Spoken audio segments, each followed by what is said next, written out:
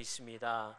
주일학교 아이들의 특성과 함께 또 그날은 우리가 중식으로 떡국을 드린다고 합니다. 여러분 온 가족과 함께 오셔서 예수님의 탄생을 기뻐하는 귀한 시간 되시기 바랍니다. 성탄절 아이들 선물로 주기 위하여서 이렇게 과자 박스에 과자를 모으고 있습니다. 일부 예배 때보다 그래도 많은 과자가 조금 차였네요. 풍성하게 더 쌓일 줄 믿습니다. 아직 과자 가져오지 못하신 분들, 또 우리 할머니 집사님들 집에 드시려고 가만히 이렇게 감춰 두셨던 것들, 그러니까 아이들을 위해서 갖고 오시면 감사하겠습니다. 이게 뭐 아이들이 과자 받았다고 해서 뭐 엄청 고마워하고 뭐 그러지는 않아요. 우리 때만 해도 초코파이 하나만 줘도 정말 교회 가고 이랬는데, 그래도 무언가 이 받는다는 게 굉장히 우리에게는 큰 소망이 되는 것 같습니다. 그런 전통을 좀 세워나갔으면 좋겠습니다. 12월 25일 날 우리 성탄 예배 때는 우리의 자녀들을 위하여서 제가 축복 기도를 해줍니다. 여러분의 자녀, 손자, 손녀들 꼭 데리고 오셔서 함께 기도하는 시간 되셨으면 좋겠습니다. 12월 27일에는 정기 사무처리회가 있습니다. 2016년 예결산에 관한 안건이 다루어질 예정입니다. 송구영신 예배는 12월 31일 목요일 밤 11시에 드려지게 됩니다. 여러분 시간에 맞춰서 조금 일찍 오세요. 시간 맞춰 오시려면 춥잖아요. 조금 일찍 오셔서 교회 우리 식당에 따뜻하게 불 때워 드릴 테니까 거기서 이렇게 몸 좀 녹이시고 또 뭐 먹을 것도 드시고 그러시다가 예배에 참석하시면 좋을 것 같습니다. 기간별 여전도회는 기간별 내년도 행사 계획서가 제출이 됐는데 남전도회가 아직 제출이 안 됐습니다. 요람 작업을 위해서 제출해 주시기 바랍니다. 12월 생일자 축하드립니다. 우리 김순배 집사님, 또 우리 방상훈 전사님, 이현숙 집사님은 또 1월 달이라고 그러셔요. 그래서 이게 음력 생일이 기록이 되어져 있습니다. 축하해 주시기 바랍니다.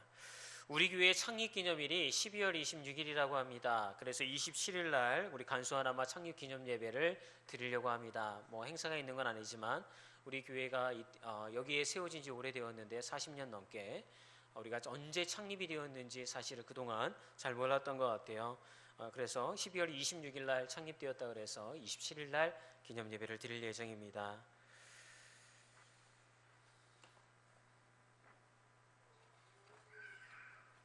오늘 여러분과 함께 나눌 하나님의 말씀은 요한일서 1장 3절 말씀입니다. 함께 보시겠습니다. 요한일서 1장 3절 말씀입니다. 앞에 화면을 참조해 주시기 바랍니다.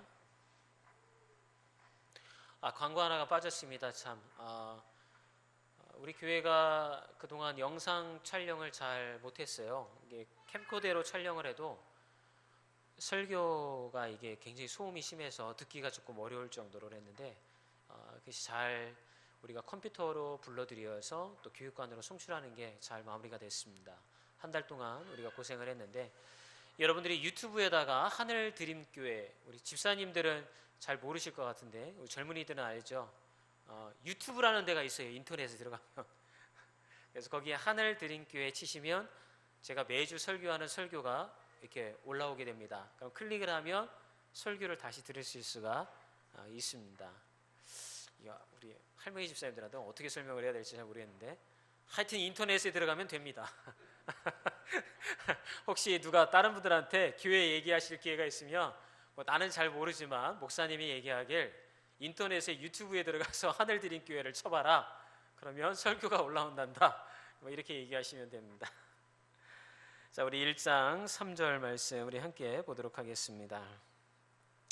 우리가 보고 들은 바를 너희에게도 전함은 너희로 우리와 사귐이 있게 하려 함이니 우리의 사귐은 아버지와 그의 아들 예수 그리스도와 더불어 누림이라. 아멘. 저는 오늘 본문 말씀을 가지고 여러분들과 함께 세상에서 그리스도인으로 살아가기라는 제목으로 귀한 은혜의 말씀을 함께 나누기를 원합니다. 어느 만석군 집에 신식 며느리가 한 명 들어왔습니다. 그런데 이 신식 며느리가 어머니, 시어머니가 살림 꾸리는 것을 유심히 쳐다보니까 어머니가 살림살이가 너무 해픈 거예요. 경영을 하시는 것을 열쇠꾸러미를 가지고 잘 왔다 갔다 하시는 것 같은데 가만히 지켜보니까 이 만석군이니까 창고에 이 만석에 가까운 쌀이 거기에 쌓여 있는 거잖아요.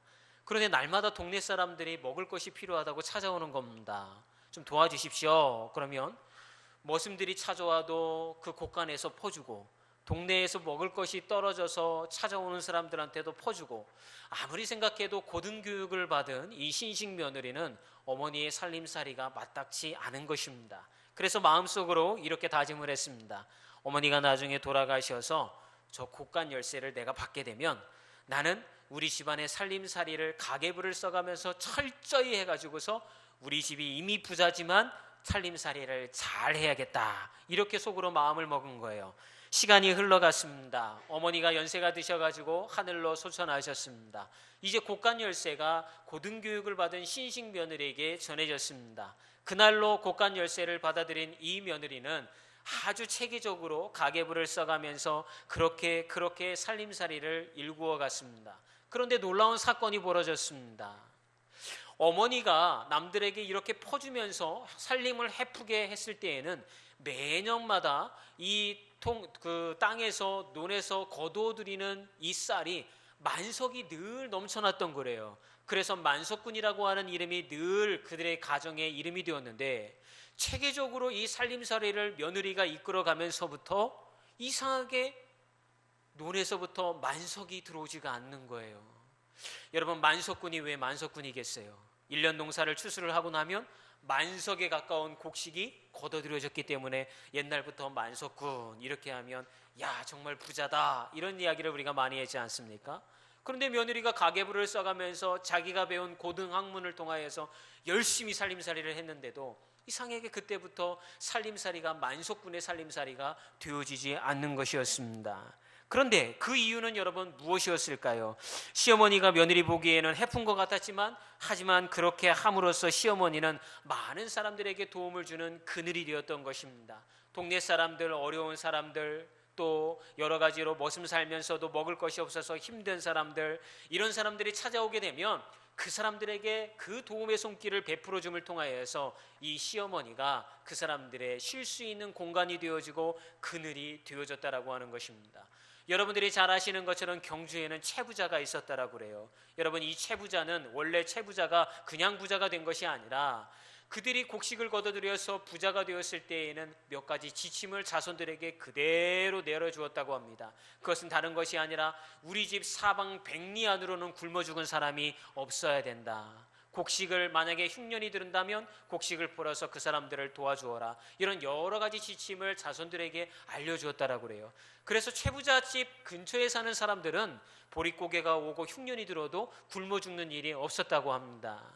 여러분, 부자는 그냥 되는 것이 아닙니다. 베풀 줄 알고 다른 사람들이 쉴 수 있는 그늘이 되어졌을 때 비로소 그들의 삶 가운데 하나님께서 부어주시는 놀라운 축복이 임하게 되어지는 것입니다. 사랑하는 여러분, 이 시어머니는 왜 이렇게 해프게 다른 사람들에게 퍼주었을까요? 어머니에게는 한 가지 삶에 대한 정체성이 있었기 때문에 그런 것입니다. 그것은 다른 것이 아니라 이 만석군 집안의 시어머니는 기독교인은 아니었지만 자기가 거두어들인 이 모든 쌀들과 재산들의 그 안에는 다른 사람들을 위한 목도 포함되어 있다라고 하는 것을 자기 스스로가 정체성을 가지고 살아갔다는 것입니다. 즉, 만석을 거둬들이면 그게 다 내 것이 아니라 거기에는 우리 신이나 어쨌든 천지신명께서 복을 주셔서 만석에 가까운 곡식을 거둬들였을 때에는 거기에는 다른 사람을 위한 곡식 목도 포함이 되어 있는 거다, 이런 마음의 다짐이 있었다고 그래요. 그래서 남들한테 그것을 퍼줄 때는요, 이게 내가 주는 것이 아니라 내가 가지고 있는 재산에서 잘라가지고 다른 사람들을 도와주는 것이 아니라 원래 너희들의 것인데 나에게 잠깐 맡겨줬기 때문에 그것을 내가 너희들에게 다시 베푸는 것이다, 이런 마음으로 기쁜 마음을 가지고 다른 사람들을 도왔다라고 하는 것입니다. 그런데 고등교육을 받은 신식 며느리는 들어와서 자기가 거둬들이는 만석에 가까운 재산을 가지고 보았을 때 그것이 다 전부 자기 것이라고 생각했어요. 매년마다 자기의 곳간을 채우는 그러한 양식들이 다른 사람의 목도 포함되어 있다라고 인정한 것이 아니라 이 모든 것이 다 내 것인데 그 중에 일부를 떼어서 다른 사람들을 도와준다고 생각하니까 여러분, 얼마나 아까웠겠습니까? 여러분, 내 것이라고 생각하면 다른 사람을 도와줄 수가 없습니다. 그런데 누군가에게 내 것이 아닌데 나에게 맡긴 것을 가지고 내가 거기에다가 공사치레를 하면서 다른 사람에게 주어진다라고 한다면 우리는 얼마든지 다른 사람을 도와줄 수가 있게 되어지는 것입니다. 여러분, 시어머니와 또한 이 신식 며느리의 가장 큰 차이점은 무엇이었습니까? 자기들이 가지고 있는 삶에 대한, 곡식에 대한, 재산에 대한 정체성이 나름대로 시어머니는 확고하게 서 있었지만 며느리는 그렇지 못했다라고 하는 것입니다. 사랑하는 여러분, 오늘 본문 말씀을 보게 되면 사도 요한은 우리의 그리스도인에 대한 정체성을 1장 3절을 통하여서 우리에게 이야기해 주고 있습니다. 우리가 보고 들은 바를 너희에게 전함은, 보고 들은 바는 다른 것이 아니라 예수님께서 하나님의 아들이시고 메시아라고 하는 사실을 우리에게 전해주고 있는 것입니다. 너희로 우리와 사귐이 있게 하려 함이니 우리의 사귐은 아버지와 그의 아들 예수 그리스도와 더불어 누림이라. 사도 요한이 우리에게 이야기해 주는 그리스도인의 정체성은 바로 복음을 전하는 자라는 사실을 우리에게 이야기해 주는 것입니다. 만약 누군가에게 여러분에게 찾아와서 이렇게 묻는다면 여러분은 뭐라고 대답하시겠습니까? 당신은 누구십니까? 당신은 왜 사십니까?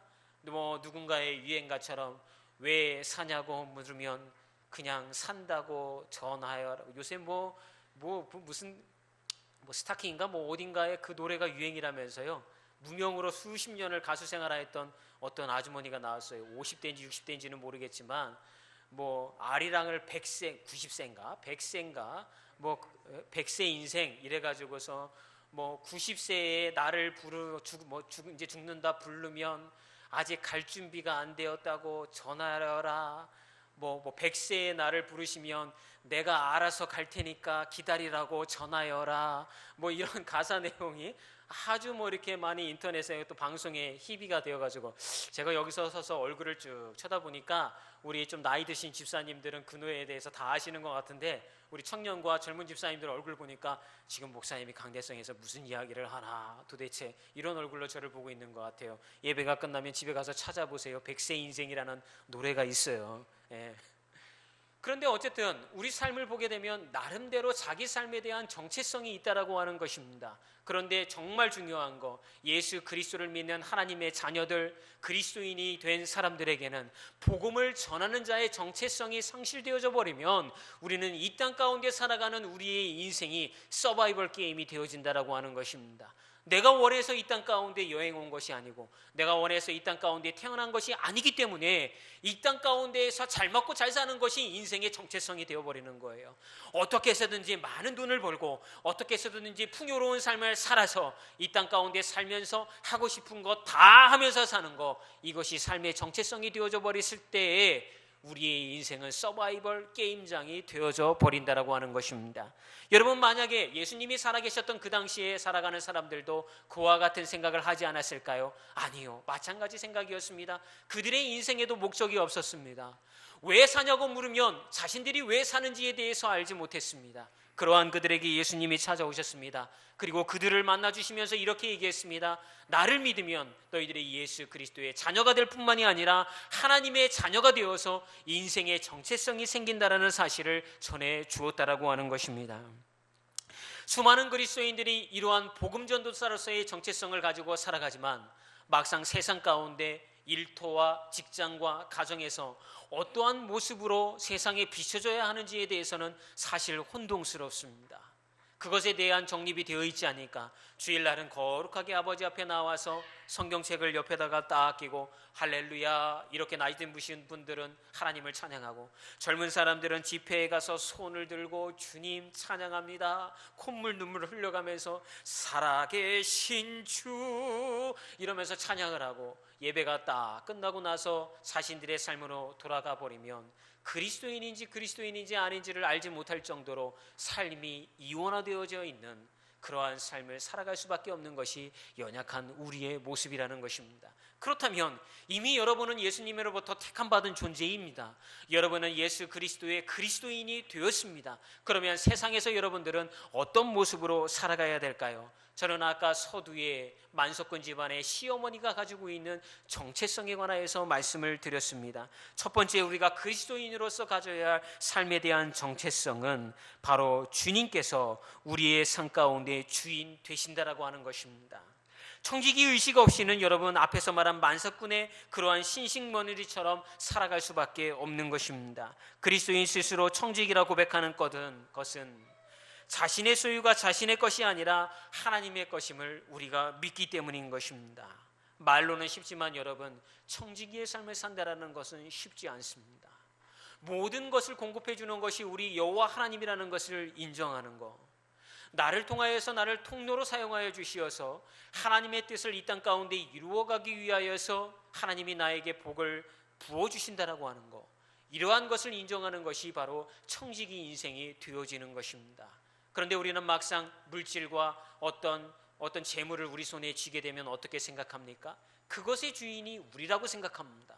내 마음대로 내가 쓰는 곳에 결정을 합니다. 내가 이것에 쓰면 유익할 것 같고 저렇게 쓰면 좋을 것 같고 내 마음대로 그렇게 결정을 해버린다는 것입니다. 그것은 세상 사람들과 우리와 별 차이가 없게 되어지는 것입니다. 내가 한 달 동안 열심히 일해서 벌은 돈이 내 것이라고 생각한다면 그런 생각은 여러분 예수 믿지 않는 세상 사람들도 똑같이 하면서 이 땅 가운데 살아가고 있는데 어떻게 그것이 그리스도를 믿는 하나님의 자녀가 누려야 할 청지기 직분이 되어지겠습니까? 그러므로 우리가 먼저 고백해야 되는 것은 모든 소유가 우리 여호와 하나님 앞에 있다라고 하는 믿음의 고백이 되어져야 할 줄 믿습니다.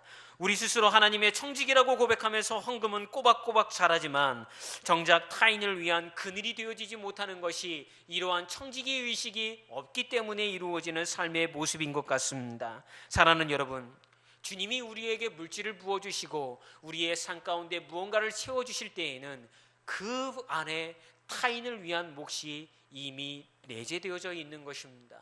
하나님께서 여러분들에게 무언가를 부어주시고 여러분의 인생 가운데 누릴 수 있도록 만들어주셨다고 한다면 거기에는 여러분의 몫뿐만이 아니라 이 교회 밖 세상 가운데 살아가고 있는 사람들의 몫도 거기에 포함되어져 있는 것입니다. 그러므로 여러분 그것을 여러분의 정체성으로 청지기 의식으로 인정한다고 한다면 이제 우리의 눈이 달라질 수가 있습니다.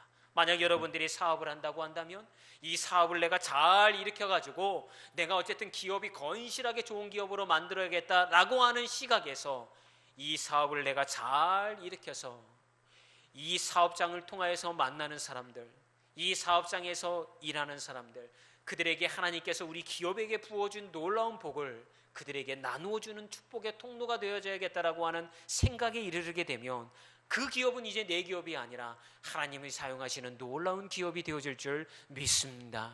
여러분의 일터와 여러분의 직업에서도 마찬가지입니다. 여러분들이 만약 그것을 여러분들이 열심히 일해서 먹고 사는 것으로만 생각한다면 그곳에는 하나님의 것이 함께할 수가 없습니다. 그러나 여러분들에게 하나님께서 부어주셨을 때 여기에는 타인을 위한 몫이 있음을, 누군가에게 나눠야 할 몫이 있음을 알고 그것을 누군가와 나눌 때 거기에 하나님의 놀라운 은혜가 함께할 줄 믿습니다. 우리 교회에는 추수감사주의를 맞이해서 여러분이 아시는 것처럼 미혼모나 또는 아기를 키울 수 없는 사람들의 아기를 버리는 그 베이비 박스를 도운 적이 있습니다. 제가 생각했던 것보다 우리 성도 여러분들이 기저귀도 많이 가져오시고 분유도 갖고 오시고 이렇게 해서 거기에 도움을 줄 수 있었습니다. 우리가 그렇게 버려지는 아기들을 거두어주는 곳에 도움을 주려고 마음을 먹고 그들과 함께 그 길을 걸어갈 수 있는 것은 우리에게 부어주시는 하나님의 은혜 가운데 누군가를 살려야 하는 그늘이 되어져야 하는 부분이 반드시 포함되어져 있기 때문에 우리는 그런 사역에 동참할 수가 있게 되어지는 것입니다. 사랑하는 여러분, 만약 여러분의 삶 가운데 하나님이 부어주신 것 중에서 타인을 위한 부분이 있다라는 사실을 인정하십니까? 만약 여러분들이 인정한다고 한다면 그 부분을 떼어서 누군가를 위해서 사용하시는 여러분이 되기를 주의 이름으로 부탁드립니다. 만약 여러분 주위에 힘들어하고 어려워하는 분들이 있다고 한다면 여러분 찾아가세요. 밥 사주세요. 그러면서 이 밥 먹고 힘내, 이 밥 먹고 열심히 살아, 이런 말 한마디가 여러분 귀한 하나님의 놀라운 사역이 되어질 줄 믿습니다. 지난주 목요일 날 가까운 서울대학교 학생 한 명이 자살로 생을 마감했습니다. 자연과학대에 다니는 이 학생은 과학고등학교를 수석으로 졸업하고 서울대학교에 입학한 학생입니다. 그런데 이 학생이 유서를 하나 남겼습니다. 유서의 내용을 보면 이런 것입니다. 자기가 추구하는 인생에 있어서 가장 합리적인 것은 열심히 노력하고 공부하면 인생이 성공할 수 있다라고 하는 믿음이었는데 막상 자신이 부닥치게 된 세상은 태어나면서부터 금수저를 물고 태어났는지 아니면 그 흙수저를 물고 태어났는지에 따라서 인생이 결정된다는 것에 대하여서 너무 당혹감을 감출 수 없었다라고 고백합니다. 이렇게 사는 인생이라고 한다면 아무리 노력해도 내 삶이 나아지지가 않고 아무리 열심히 살아도 나의 삶이 풍성해질 수 없다고 한다면 이러한 인생은 그냥 포기하는 것이 더 나을 것이라고 하는 그러한 유서를 남겨놓고 그만 생을 마감하였던 것입니다. 그런데 이 유서 말미에 이 학생이 아주 우리가 주목할 만한 글을 적어 놓았습니다. 거기에 뭐라고 되어 있냐면 함부로 사람을 위로하지 마세요. 잘 될 거야. 무한 긍정. 열심히 너가 살면 잘 될 거야. 이런 말은 자살하려고 마음먹은 사람들에게 전혀 도움이 되어지지 않습니다. 그러나 내가 감사하고 싶은 사람이 있습니다. 누구 누나는 나에게 이렇게 얘기를 했지요. 혹시 힘들면 나한테 전화해. 내가 가까운 데에 있으니까. 그 말이 나한테는 얼마나 위로가 되었는지는 모릅니다. 사실 그 누나한테 나는 전화를 하지 않았습니다. 그럼에도 불구하고 내가 그 누나에게 고마워할 수 있는 이유는 내가 힘들 때 누군가에게 전화를 할 수 있는 사람이 내 가까운 곳에 있다라는 사실만으로 저는 몇 개월을 죽음의 공포로부터 이겨낼 수가 있었던 것입니다. 사랑하는 여러분, 여러분의 시간에도 분명히 타인을 위한 시간이 포함되어져 있습니다. 여러분의 물질에도 타인을 위한 시간이 포함되어져 있습니다. 여러분의 삶에도 누군가를 위한 타인을 위한 삶이 포함되어져 있습니다. 그러한 삶을 사시지 않겠습니까? 세상에서 주님이 우리에게 요구하시는 삶은 바로 그런 삶인 것입니다. 작년 한 4, 5개월 전에 우리 가족들과 함께 신림 사거리를 걸어가고 있었습니다. 그런데 포도몰 앞에서 국경 없는 의사회에서 나와가지고 막 설명을 하는 거예요. 이 국경 없는 의사회에는 분쟁 지역이나 전쟁이 난 지역의 의사들이 스스로 자비를 들여서 가가지고 병든 사람들 또는 다친 사람들을 의약품을 없어가지고 죽어가는 사람들을 돕는 일을 하는 사람들이 국경 없는 의사회입니다. 그래서 저는 우리 아이들에게 그들이 하는 일을 가르쳐주기 위하여서 가서 설명을 듣게 했습니다. 원래 목적은 그냥 설명만 듣게 하고 싶었어요. 그래서 국경 없는 의사회가 이런 일을 하고 이런 도움을 주고 이런 어떤 좋은 일을 한다. 잘 이야기를 듣고 났는데 마지막에 그 설명을 하신 분이 저한테 이렇게 하는 거예요. 아버님, 자녀 이름으로 이 국경 없는 의사회에 기부 좀 하시죠. 제 원래 속마음은 그냥 설명만 듣고 가야겠다라고 거기에 갔었는데 갑자기 기부하라고 그러니까 제 마음 가운데 부담감이 탁 드는 거예요. 그렇지만 우리의 자녀들 앞에 서 있으니까 아버지가 가오가 있지, 그렇죠? 이 체면이 있지. 아유, 안 합니다, 안 해. 이러면서 갈 수는 없었잖아요. 기껏 좋은 일 한다고 설명 듣게 해놓고. 그래가지고 그래요? 그러면 매월 제가 10,000원을 후원하도록 하겠습니다. 뭐 10,000원짜리 어디 사인할 거 있나요? 그랬더니 이분이 그러는 거예요. 아버님 죄송합니다. 우리는 20,000원부터 시작합니다. 그래가지고 제가 그걸 보고 나서 이거 참 그래. 20,000원이 살짝 부담이 되는 거예요. 사실은 얼마 되지 않는 돈임에도 불구하고 제 마음 가운데 그런 생각이 드는 게 참 부끄러운 거예요. 그래도 자식들이 보고 있고 아내가 보고 있고 그러니까 어떻게 했어요? 기꺼이 사인을 하면서 우리 아이 준이의 이름으로 제가 기부하도록 했습니다. 한 달이 지나고 났는데 통장에서 돈이 20,000원이 쭉 빠져나가는 거예요. 근데 제가 그거를 까먹고 있었어요. 아니, 이 돈이 왜 빠져나가는 걸까? 내가 뭔가 좀 어디 결제를 했는데 빠져나가나 보다. 그 다음 달이 됐는데 또 20,000원이 쭉 빠져나가는 거예요. 이상하다. 이게 왜 돈이 빠져나갈까? 제가 이렇게 추적을 해보니까 국경 없는 의사회에서 돈이 빠져나가는 거예요. 그래서 솔직하게 제 마음 가운데 이런 생각이 드는 거예요. 그 당시에는 부담을 가지고 내가 사인을 했지만 잘했다. 그래. 그냥 포기하지 않고 그냥 이렇게 내버려 두자. 나의 삶 가운데 얼마 되어지는지, 통장에 얼마 되어지지 않는 돈이지만 그것이 누군가를 향해서 나누어 줄 수 있는 돈이라고 한다면 이렇게 빠져나가도록 내버려 둘자. 만약 나의 필요를 내가 다 사용하고 나서 나머지 그 돈에서 누군가를 도와야 한다고 한다면 저는 아무것도 남는 것이 없을 것입니다. 이미 남는 것이 없어요. 뭐가 빠져나가겠어요? 그런데 먼저 거기서 빠져나가고 그 나머지를 가지고 내가 사용하게 되어진다고 한다면 기꺼이 누군가를 도와줄 수가 있게 되어지는 거잖아요. 저희 아내의 통장을 보게 되면 매월마다 저희 아내의 통장을 통해서 다른 곳에 기부금이 빠져나가는 곳이 있습니다. 극동방송국에도 빠져나가고 기독교 단체에도 빠져나가고 옛날에는 선교사님을 위해서도 빠져나가고 여러 금액이 빠져나갔어요. 그런데 그러한 것들이 우리 삶에서 여러분, 우리가 하나님의 축복의 통로가 되었기 때문에 하나님이 하시는 일에 통로가 되어서 그거를 돕는다고 마음먹으면 우리의 마음이 참 편해지는 것입니다. 그런데 이거를 갖다가 내 건데, 이거 내 건데, 내가 열심히 일해가지고 번 돈인데 여기서 내가 누군가를 위해서 돈이 빠져나간다고 생각하면 그 돈이 참 아까운 돈이 되어진다라고 하는 것입니다. 그러므로 사랑하는 여러분, 여러분의 것은 없는 것입니다. 하나님은 우리에게 반드시 그렇게 얘기하십니다. 너희 것은 없다고. 나의 것을 너희들에게 잠시 맡겨놓는 것인데 너희들은 그것을 자기 걸로만 알고 자기가 일해서 번 줄 알고 자기가 노력해서 소유하고 있는 줄을 알고 있다고. 사랑하는 여러분, 이러한 물질의 의식에 있어서도 여러분들이 청지기로서 하나님의 뜻에 맞게 그것을 관리하는 여러분이 되기를 주의 이름으로 부탁드립니다. 우리 교회에도 어려운 분들이 참 많습니다. 기회가 되는 대로 교회가 그분들에게 그늘이 되어줬으면 좋겠습니다. 여러분, 우리 교회가 할 일이 참 많습니다. 매년 연말이 되면 선교사님들이 많은 편지를 보내옵니다. 국내에서는 또 도움을 달라고 하는 여러 군데가 많이 있습니다. 그 중에서 기억에 남는 곳이 한 곳이 있다고 한다면 용인에 있는 한 고아원에서 편지 한 장이 도착을 했어요. 그래서 제가 가만히 읽어보니까 어떤 목사님이 이 고아 아이들을 데려다 놓고 이 아이들을 돌보는 그런 일을 했는데 약 27명 정도의 아이들을 돌보면서 처음에는 이게 인가가 나지 않았기 때문에 자비를 드리고 또 도움을 받고 이래서 꾸려오셨던 것 같아요.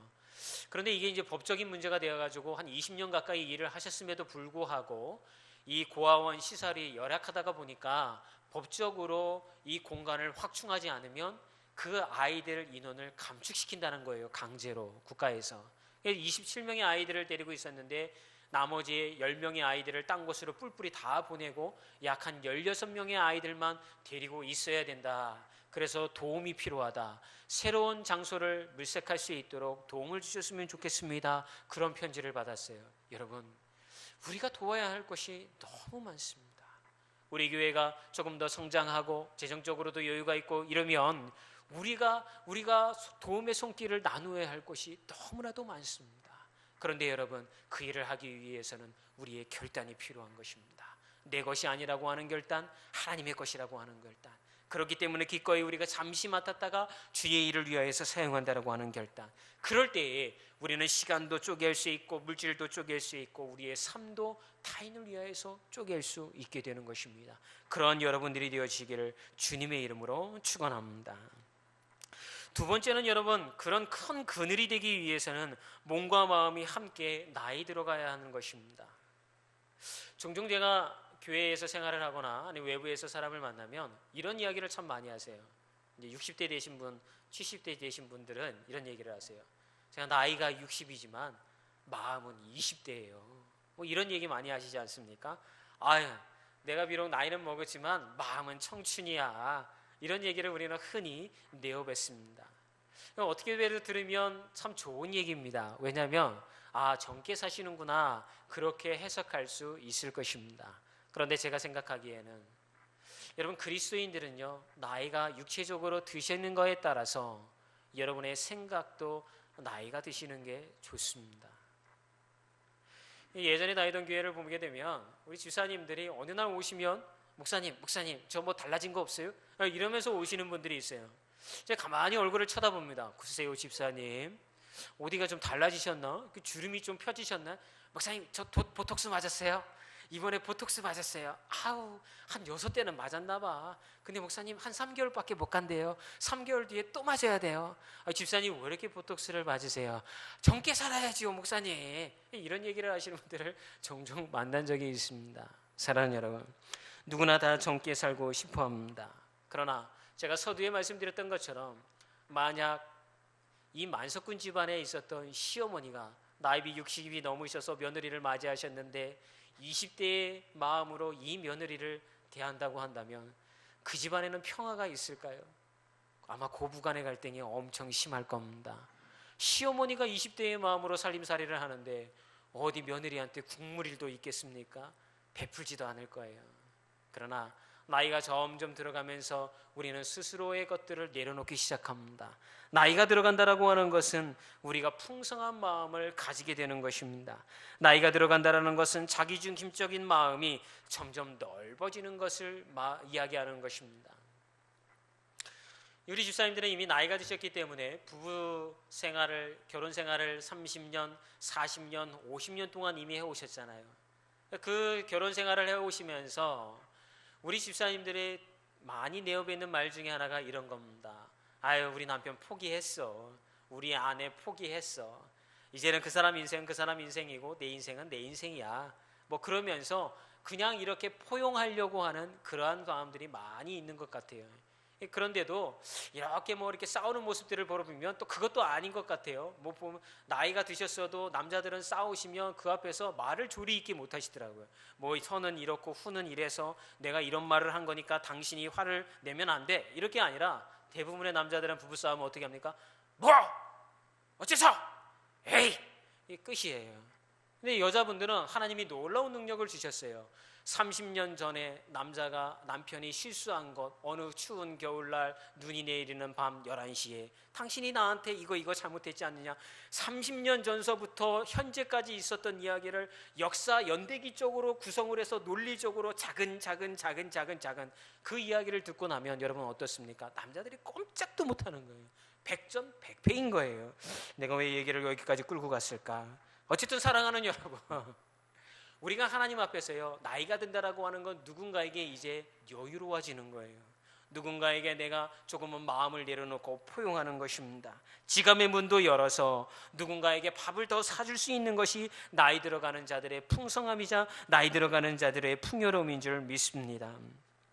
60대의 아버지도 60대의 마음을 지녀야 젊은 아들을 위한 푸근한 그늘이 될 수 있는 것입니다. 사랑하는 여러분, 나이 들어가는 것을 두려워하지 마십시오. 몸과 마음이 함께 나이 들어가는 것은 젊은이들이 흉내내어질 수 없는 푸근한 그늘이 되어져 가는 것입니다. 이제 우리가 나이 들어가면서 해야 할 일은 젊은이들이 기댈 수 있는 그런 테두리가 되어지는 것입니다. 내가 나이가 있지만 내가 20대의 마음이야, 내가 20대처럼 뭔가 일을 해야지, 그렇게 되면 거기에는 갈등만이 존재하게 되어지는 것입니다. 하나님께서 우리로 하여금 하루하루 더 나이 들게 하셔서 날이 갈수록 더욱 푸근한 그늘이 되게 해주시는 것은 바로 복 중에 복이 되어질 줄 믿습니다. 여러분, 이런 마음이 되어지게 되었을 때 우리는 세상에서 그리스도인으로서 많은 사람들을 품어갈 수가 있게 되는 것입니다. 이것은 절대 안 돼, 나는 이렇게 인생을 살지 않았어, 이러한 사람들이 나이가 먹게 되면 그래, 그런 것도 이해할 수 있어, 그럴 수도 있지 라고 하는 입술의 고백을 하는 것을 종종 보게 됩니다. 그것이 바로 여유로워지는 것입니다. 나이가 먹어가면서 풍요로워지는 것입니다. 그리스도인들은 세상에서 그러한 자가 되어질 줄 믿습니다. 저는 결론적으로 여러분들에게 한 가지만 말씀드리고 말씀을 마치고자 합니다. 요즘 나온 영화 중에 히말라야라고 하는 그런 영화가 있습니다. 말 그대로 여러분, 히말라야에 있는 전 세계에서 가장 높은 에베레스트 산을 정복하는 그런 우리나라의 산악인을 주인공으로 해서 만든 영화가 이 히말라야라고 하는 그런 영화입니다. 영화를 보게 되면 한 주인공 한 명이 에베레스트 산을 등반한 후에 하산하다가 8,700m, 산악인들이 이야기하기를 데드존이라고 합니다. 가장 많이 하산하다가 죽는 구간이 바로 그 구간이라고 합니다. 눈보라가 휘몰아치고 폭풍이 오는 한밤중에 주인공이 조난을 당하게 됩니다. 주인공은 해발 8,000m에서 조난당해 얼어 죽어가면서 품 안에 있었던 얼마 전에 결혼하였던 자기 부인의 사진을 꺼내듭니다. 그러면서 그 부인의 사진을 바라보며 이쁘다 이쁘다 이렇게 이야기를 하면서 서서히 얼어 죽어갑니다. 이미 무전기를 통하여서 그가 조난당했다는 사실을 알고 있었기 때문에 밑에 캠프에서는 난리가 났습니다. 8,700m 중간에 하나의 캠프가 있지만 거기에는 한 사람밖에 없습니다. 나머지 사람들은 산 밑에 있는 베이스 캠프에만 위치해 있는 것입니다. 그때 갑자기 중간 캠프에 있었던 주인공의 친구가 이렇게 무전을 친 겁니다. 내가 나가겠다. 내가 그 친구를 구하기 위해서 떠나겠다. 베이스 캠프에서는 난리가 납니다. 이 날씨에, 이 밤중에 영하 40도인 이 바깥 날씨에 바깥으로 너가 나가면 너도 죽는다. 가면 안 된다. 가면 안 된다. 해도 그 친구는 이렇게 얘기를 합니다. 아마 저 산 위에 누워있는 저 친구도 내가 조난을 당했다고 한다면 나를 위해서 달려왔을 것입니다. 나는 떠납니다. 그 친구는 밤이 새도록 그렇게 산을 기어 올라가서 마침내 다음날 새벽 6시에 자신의 친구가 조난당해서 누워있는 곳에 도착을 합니다. 친구야, 내가 왔다. 일어나라, 내려가자. 그러나 이미 그 주인공은 몸이 얼어붙어서 점점 죽어가고 있었습니다. 그러면서 친구는 이야기를 합니다. 나는 이미 끝났다. 와줘서 고맙다 친구야. 하지만 너는 내려가라. 나는 산에 머물겠다. 그러다가 그 친구도 내려오다가 그만 실종이 되어서 죽음을 맞이하게 됩니다. 이러한 것을 계속해서 무전을 통해서 듣고 있었던 베이스 캠프에 있었던 이 산악인은 무전을 치기 시작합니다. 누가 좀 도와주십시오.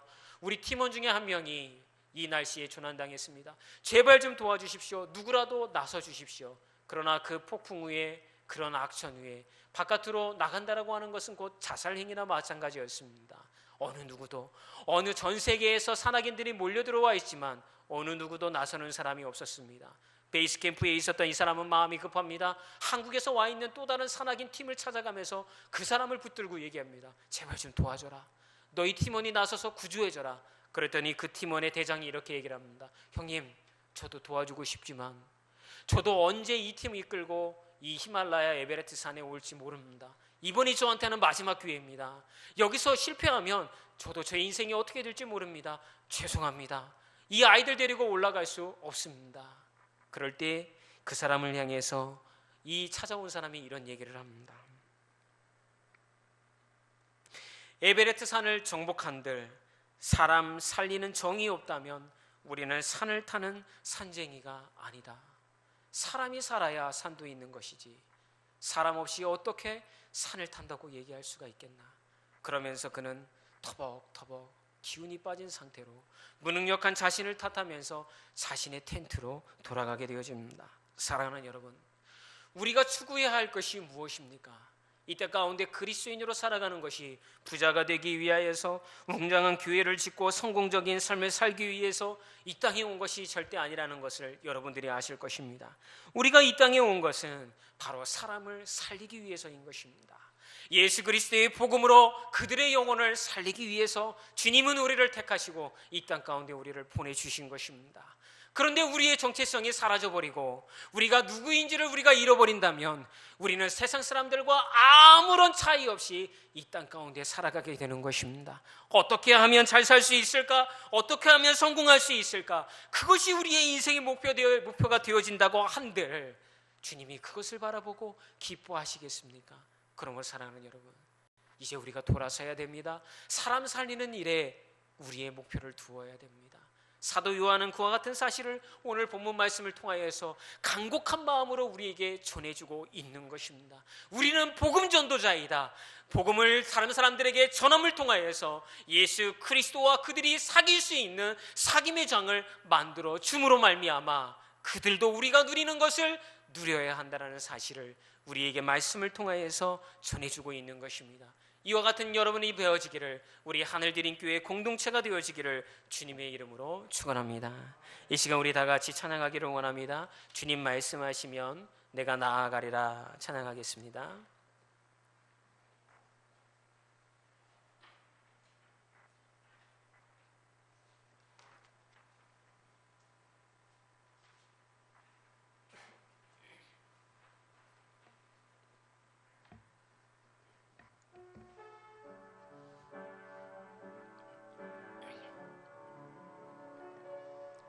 주님 말씀하시며 내가 나아가리다. 주님 뜻이 아니면 내가 멈춰서리다. 나의 가고 서는 것 주님 뜻에 있으니 오 주님 나를 이끄소서. 주님 말씀하시면 주님 말씀하시며 내가 나아가리다. 주님 뜻이 아니면 내가 멈춰서리다. 나의 가고 서는 것 주님 뜻에 있으니 오 주님 나를 이끄소서. 뜻하신 그곳에 나 있기 원합니다. 이끄시는 대로 순종하며 살리니 내 연약한 내 영혼 통하여 일하소서. 주님 나라와 그 뜻을 위하여 뜻하신 그곳에 나 있기 원합니다. 이끄시는 대로 순종하며 살리니 연약한 내 영혼 통하여 일하소서. 주님 나라와 그 뜻을 위하여 오 주님 나를 이끄소서. 이제 우리 같이 기도하기를 원합니다. 아버지 하나님, 도대체 우리는 무엇을 위해 살아갑니까? 도대체 우리는 이 땅 가운데 왜 삶을 영위해 갑니까? 하나님이 우리를 택하시고 영혼 구원을 위하여서 이 땅 가운데 보내셨음에도 불구하고 우리의 눈은 여전히 나의 삶의 문제에만 고정되어져 있습니다. 어떻게 살아갈 것인지, 어떻게 내가 조금 더 편안한 삶을 살 것인지, 인생의 이러한 문제로 평생을 발버둥 치다가 어느덧 나이가 이렇게 차버렸습니다. 이제 나의 삶의 남은 시간들이 얼마 되었는지 우리는 알지 못합니다. 누군가에게는 20년, 누군가에게는 10년, 누군가에게는 단 한 달이 남아있을지도 모르는 인생의 여정. 한 번쯤 왔다 가는 인생의 이 소풍 가운데 하나님께서 허락하신 귀한 그 목적의 열매를 맺을 수 있도록 우리를 사용하여 주시옵소서. 지금까지 나에게 부어주신 것이 하나님의 뜻을 위하여서 사용하고 맡겨주셨음에도 불구하고 나는 여전히 내 것이라고 생각했습니다. 나만 힘들다고 생각했습니다. 내가 힘드니 다른 사람을 돕는 것은 어림도 없는 일이라고 생각했습니다. 그러나 주님, 이제는 깨달았습니다. 주님이 나에게 원하시는 것이 무엇인지, 세상에 어떤 모습으로 살아가야 하는지를 내가 알게 되었으니 세상에 나아가서 다른 사람들을 품는 그늘이 되게 하여 주시옵소서. 그리스도의 자녀로서 나를 택하여 주신 것처럼, 나를 축복의 통로로 사용하여 주신 것처럼 이제 내가 통로가 되어서 다른 사람들에게 하나님께서 허락하신 것을 나누는 자가 되어지기를 원합니다. 인도하여 주시옵소서. 그리하여 그들에게 그리스도의 은혜를 드러내어 주기를 원하오니 우리 교회와 우리를 사용하여 주시옵소서. 우리 다 같이 이것을 위하여서 통성으로 기도하겠습니다. 할렐루야. 거룩하신 아버지 하나님, 지금까지 내가 무엇을 위하여서 달려왔는지요. 2015년도 어느덧 12월달 중반이 되어졌습니다. 이제 2주의 시간이 지나가 버리며 이제 또 한 해가 흘러갑니다. 무엇을 위해서 내가 이토록 열심히 살았을까요? 무엇을 위해서 이렇게 열심히 달려왔을까요? 하나님 돌아보게 하여 주시옵소서. 나에게 남겨진 인생의 그 시간들을 아버지를 위하여서 사용하실 수 있는 믿음의 결단이 있게 하여 주시옵소서. 하나님을 향하여서 나에게 맡겨주신 것을 기꺼이 드릴 수 있는 결단도 있게 하여 주시옵소서. 내 주위를 돌아보게 하시고 아직도 이 땅 가운데 숨죽이며 그리스도를 알지 못함으로 말미암아 자신들의 삶에 방황하는 자들이 있다고 한다면 그들을 향하여 내가 손길을 내어밀 수 있는 자가 될 수 있도록 도와주시옵소서. 돕게 하시고 나누게 하시고 그들을 위하여 사용케 하여 주시옵소서. 우리의 시간을 나누게 하여 주옵소서. 우리의 마음을 나누게 하여 주옵소서. 우리의 물질을 나누게 하여 주시옵소서. 나의 삶을 나누게 하여 주시옵소서. 그리하여 그들이 나의 삶을 함께 가질 때에 우리의 삶을 통하여서 그리스도의 은혜가 드러나지 않겠습니까? 그리스도의 형상이 드러나지 않겠습니까? 이를 위하여서 우리를 사용하여 주시옵소서. 이를 위하여서 우리 교회를 사용하여 주시옵소서. 이를 위하여 주의 뜻을 세워나가도록 아버지 하나님 인도하여 주시옵소서. 아버지 하나님 인도하여 주시옵소서. 아버지 하나님 인도하여 주시옵소서. 주님 감사합니다. 2015년도 이렇게 흘러갑니다. 하나님이 인도해 주시지 않았다고 한다면 내가 이렇게 살 수 있었는지요? 아버지 하나님, 2016년에는 내게 하나님께서 허락하신 꿈을 갖게 하여 주시옵소서. 나의 성공을 위한 꿈이 아니라 하나님의 자녀된 삶, 예수님 닮아가는 소망을 품게 하는 그러한 꿈을 갖게 하여 주시옵소서. 그러한 비전을 갖게 하여 주시옵소서. 나에게 맡겨놓으신 것 다른 사람을 위해 사용할 수 있는 축복의 통로가 되게 하여 주시옵소서. 이제는 우리 주 예수 그리스도의 은혜와 아버지 하나님의 무한하신 사랑하심과 성령님의 내주하시고 역사하시고 교통하심이 오늘도 아버지 앞에 나와서 예배를 드리는 하나님의 귀한 자녀들을 위해 이제로부터 영원히 함께하여 주심을 통하여서 이 세상을 품는 그늘이 되어지기를 간절히 주의 이름으로 축원하옵나이다. 아멘.